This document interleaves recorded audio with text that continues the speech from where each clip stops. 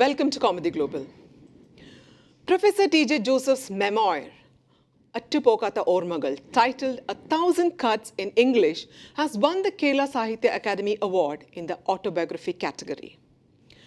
The book is the former Malayalam professor's account of how a question he had framed for an internal semester exam for BCom students in 2010 had so outraged Muslim fringe elements that they lay in wait, and when the opportunity presented, pulled him out of his car and chopped off his right hand in front of his mother and sister. The offensive question was a dialogue between God and a figure by the name of Muhammad. This is not a question that Joseph just made up. With a small modification, he had copied this passage from Thirakkathayude Reethi Shastram, the Science of Screenplay Writing, written by filmmaker P.T. Kunju Muhammad. Kunju Muhammad's nameless character in the passage was given a name by Joseph when he posed the query, Muhammad. The name, according to Joseph, was inspired by Kunju Muhammad. The extremists, though, remained unconvinced. They ruined an entire family. The High Court found 13 PFI activists guilty on May 8, 2015.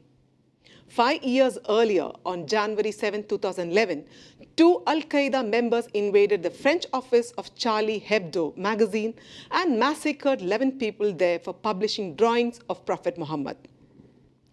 DC Books published Joseph's book in 2020 is not an act of atonement, but rather a recounting of a horror with the utmost decency and restraint, as well as a splash of humor.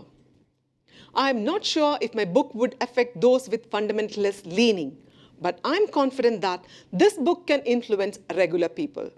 Professor Joseph said on the phone to sources while on a 3-month visit to Ireland to be with his daughter Annie, son-in-law Balakrishna, and 1-year-old grandson Nihan. He said speaking about his trauma was not his intention while setting out to write the memoir. Though it is called an autobiography, I was only trying to sketch the social reality of Kerala.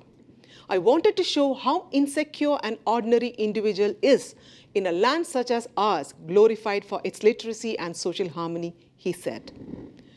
The book serves as proof that Joseph suffered emotional mutilation prior to physical mutilation. He was fired from his work and shunned by his church. Even the general public had abandoned him. The district collector had convened an all-party meeting and suggested taking action against the professor. I aspire for this book to give my readers a more contemporary and global perspective. I also hope that they would be strengthened by my pain so that they may face their own sorrow with more assurance and clarity, added Professor Joseph. Following the mutilation, Joseph's traumatized wife fell into a deeper depression before committing suicide. In his book, Joseph writes about the day he discovered his wife Salome hanging. Her knees had buckled, tightening the knot on her neck, Joseph writes. She was resting on the bathroom wall. One end of a towel was tied to the bathroom rod and the other end was on her neck. She had already passed away when he rushed her to the hospital. He continued to apply pressure to her chest in the vain hope that she would soon cough and regain consciousness. At the hospital, he begged the casualty doctor to act swiftly to revive her breathing when he noticed that there wasn't much urgency in his efforts. There is no purpose in putting emergency equipment on a dead body, the doctor remarked without showing any emotion. Joseph writes, I thought I was losing weight.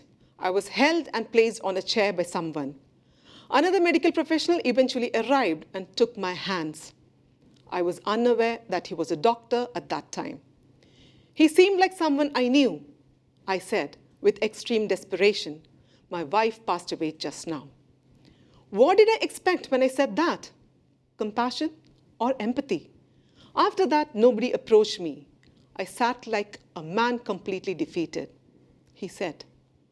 This is Anjana signing off. Do like and share this video. For further updates, subscribe to Kaumudy Global.